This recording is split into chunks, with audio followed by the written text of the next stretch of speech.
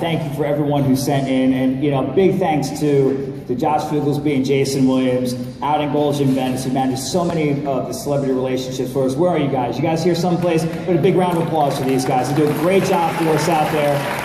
Want to recognize them. So, folks, now we move into the awards portion of our ceremony, and we start tonight with our annual Hall of Fame inductions. And tonight we're inducting two people who have truly changed the very DNA of the Gold's Gym brand. And our first inductee tonight needs no introduction. In fact, as we sit here tonight celebrating our 50th anniversary, I'm pretty sure that there is no one who has been more associated with our brand or who has helped put us on the map. If you are sitting in this room, chances are he inspired you not only to work out, but to want to become part of Gold's Gym. When he came to Gold's Gym Venice in 1968, he made it the place to work out. When he started pumping iron, he helped put Gold's Gym, he sent us to international fame.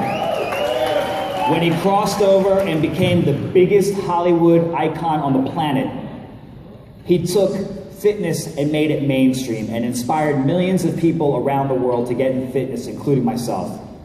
And when he became governor of California, he proved that with hard work, anything is possible. Let me tell you something else about a few other things about our inductee. He's a 5-time Mr. Universe, a 7-time Mr. Olympia. His movies have grossed more than $3 billion worldwide. He is the chairman of the fantastic charity, the After School All-Stars, which, as you know, we have a terrific partnership with and are going to be doing a lot of great work with. He's the 38th governor of the great state of California.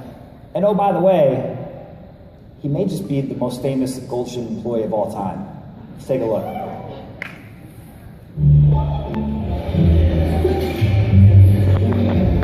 How's it going? How many miles are you running? Oh my God. Hi.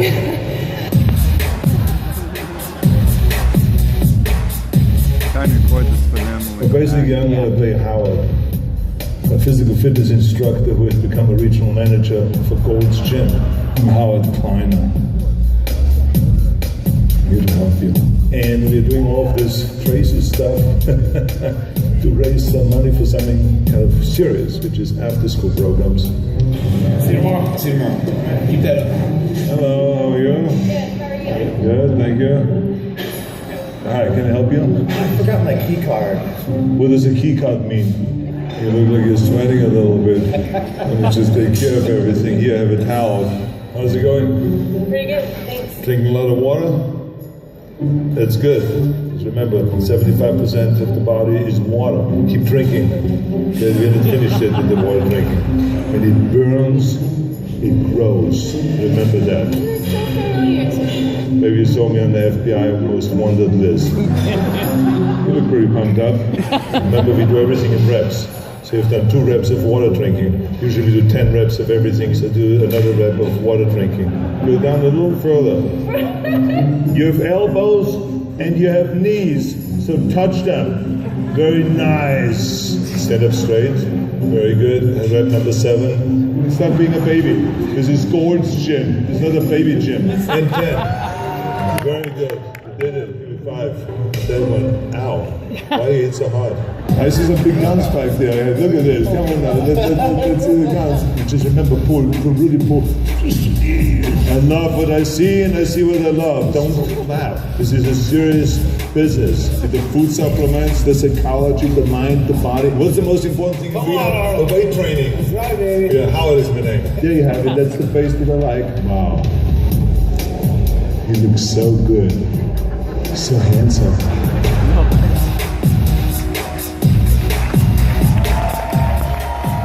And now flex. Just joking. I love it. You know, the best part is, after all this time, as big of a megastar as he is, he's still training every day at the Mecca, training harder than anybody else, still inspiring people, and still being the absolute greatest fitness ambassador the world has ever known. Ladies and gentlemen, it is my unbelievable honor and distinct pleasure to introduce to you our first inductee into the Gold's Gym Hall of Fame, Governor Arnold Schwarzenegger.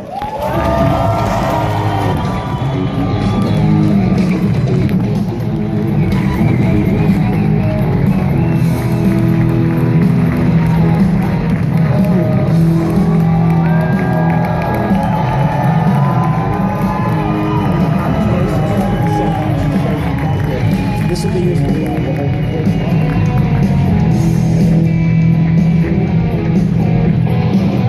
Thank you so much. Thank you. Thank you. Thank you. Please sit down and relax. Thank you. This is unbelievable. Wow. What an honor this is to be inducted in the Hall of Fame and to get this award. And you can imagine that I, being 68 years old, I've gotten a lot of awards and a lot of medals and trophies, but this one is without any doubt the most recent.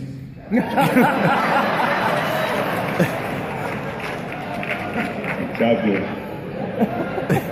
Anyway, no, this is really a great, great honor, and it's really fantastic to be here today. And of course, I was told that I should say a few words and all this, but you know, it's always hard for me to just say a few words. So first of all, I always, before I go and talk to an audience, I do a little bit of an informal poll. And Dave, I want to say thank you to this award and for the great work that you're doing, the great inspiration you are.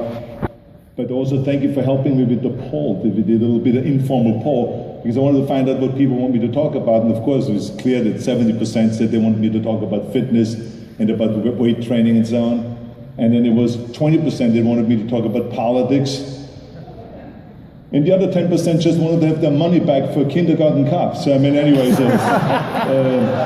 I understand. I mean, but let's not forget that was a long time ago. So let's just relax, okay? But this is really great because Gold's Gym really has meant everything to me. As you have heard here and as you have seen, I came to the United States in 1968, and the first gym that I went to was Gold's Gym. And the reason for that was because in a year before, I remember I met Chet Jordan, who was a Mr. Universe who actually beat me in the first Mr. Universe competition when I was 19 years old. And I said to him afterwards, I said, what's the secret for me to become Mr. Universe? And he says, move to California, go to Gold's Gym, that's where I work out. So that's when I started thinking about going to join Gold's Gym. So as soon as I came to America, I was on the way from the airport to my apartment that Joe Weider rented for me. And on the way to the apartment, they dropped me off at Gold's Gym for me to see Gold's Gym. And that's where I met Joe Gold, and this is where I saw all this great equipment. And from that point on, I never left, and I worked out there every day. And the following year, I won 2 Mr. Universe contests in 1969. And I really got defined, and I got ripped, and I got the muscle separation that I needed to win those competitions. And then the following year after that, I won the Mr. Olympia, the Mr. World, and the Mr. Universe competition all in 1 year, within 2 weeks, period. And this is how it went. And I went competition after competition, I won and I won and won. And it was because of the great equipment that we had in Gold's Gym. It was the most unbelievable equipment that we had. It was all hand-built by Joe Gold, thought out thoroughly. That was his passion. I would go to his shop, to his metal shop, where he made the equipment, and he would test it on bodybuilders. He would have them do 50 reps or 100 reps, you know, to see in which area they got sore, and is it really the right angle, and is it the right length of cable, and is it the right bar, and is it the right grips, and the right dumbbells. Everything had to be specifically done to really work the best for the bodybuilders and the weightlifters. And may I remind you, this club, this Gold's Gym, didn't just have bodybuilders. We had the world's greatest hammer throwers, discus throwers, shot putters, power lifters, weightlifters, bodybuilders, people from around the world that came there to this little place in Venice, to this little place. And then, of course, it became world famous, and the people from around the world came to Gold's Gym. And then through pumping iron, as you could see, it really got blown up and became really big internationally. But to me, it was not just that great equipment that Gorge Gym had, and that great atmosphere that it had, and that all these great athletes training there and giving you that energy. But when you are an immigrant that comes over here with the age of 21, alone, with absolutely no one, left my family behind and left my friends behind, left everyone behind, and came over here, was absolutely alone and barely spoke English. That place became my home. That was the most important thing for me. Not just the weight training, but it was a home. It was a place that you could go to twice a day, morning and night, and train and feel at home.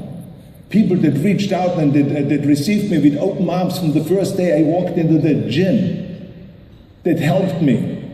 You have no idea that right after I came over here was Thanksgiving. And those guys came to my apartment where I had nothing. And they brought me silverware. They brought me plates. They brought me a TV set, a black and white TV set with this old antenna sticking up. They brought me things, a little rug. They brought me pillows. They brought me sheets. They brought me everything so that I could stay there and feel more comfortable. This is how generous these people were. It was like a family. The Gold's Gym family. So many people talk always about the equipment and about the training and all this, but it's really a family. When you go there, you feel good. And people, that's why so many people from around the world come there and they feel good. Not just because they get this great pump and they have these great machines, but they feel good because they feel like this is their home. This is the only place they can go to where they feel really comfortable and where you can get help and where you feel included. It doesn't matter if you come from the Middle East or if you come from Japan or from China, from Russia, from Austria. It makes no difference where you come from. You are included. You're brought in and you become part of that inner circle. That was the beauty of Gorge Gym. And this is why I will never forget this place. And even today, I love to ride my bike down from my home, to ride to Gorge Gym, put my bike outside, and then to work out for an hour. Just love it. It's just fantastic. And now, of course, it's a totally different ballgame because now you have this huge body factory. Room after room after room with machines and equipment. And the energy that is there is just fantastic. So I just want to tell you that you all are doing a great job. I know that we have almost 1,000 people here, all in the gym business. You're doing a fantastic job. Remember that you all are part of the fitness crusade that we started 50 years ago.